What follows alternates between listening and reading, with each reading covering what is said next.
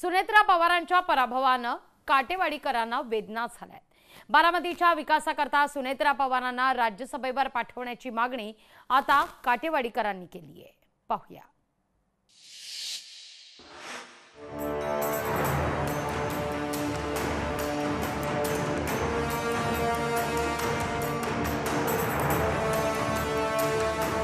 पवार कुटुंबाचं मूळ गाव असलेल्या काटेवाडीच्या गावकऱ्यांना सुनेत्रा पवारांचा पराभव जिव्हारी लागला।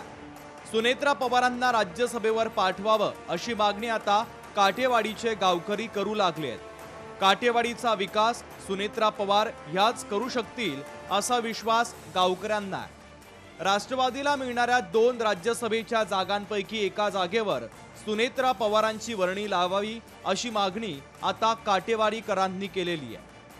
आता जी निवडणूक झाली ती भावनिकतेच्या मुद्द्यावरती झाली, विकासाच्या मुद्द्यावरती निवडणुकी झालेल्या नाही आणि वहिनी साहेबांना जर राज्यसभेवरती घेतली तर तालुक्यातील जिल्ह्यातील तरुणांना कार्यकर्त्यांना बळ मिळणार आहे। आम्हाला काटेवाडीकरांना विकास पाहिजे, तालुक्याला विकास पाहिजे, म्हणून आम्हाला काटेवाडीकरांचं असं म्हणणं आहे, गावाचं असं म्हणणं आहे की वहिनी साहेबांना राज्यसभेवर घेऊन त्यांना केंद्रात मंत्रिपद द्यावं, ही अशी आमची सर्व गावकऱ्यांची एक विनंती आहे पक्षाकडे।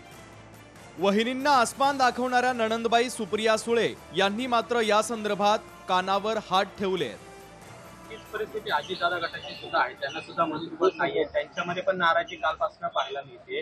विधानसभा स्वतंत्र लढायचा असा एक सूर अजितदादा गटाचा। त्याच्याबद्दल मला काही माहिती नाही, मी फार व्यस्त आहे हो। त्याच्याबद्दल मला काही माहिती नाही, मी फार व्यस्त आहे हो। बारामती जरी सुप्रिया सुळेंनी जिंकली असली तरी काटेवाडीचा विश्वास सुनबाई सुनेत्रा पवारांनी जिंकलेला दिसतोय। किंबहुना अजित पवारांवरच काटेवाडीकरांचा भरोसा असल्याचं दिसतंय। आता गावकऱ्यांची मागणी अजित पवार किती गांभीर्यानं घेतात हे उमेदवार निवडीवरून स्पष्ट होणार आहे। विकास कोकरे, लोकशाही मराठी, बारामती। लोकशाही मराठी ऐका, पहा, जागरूक रहा।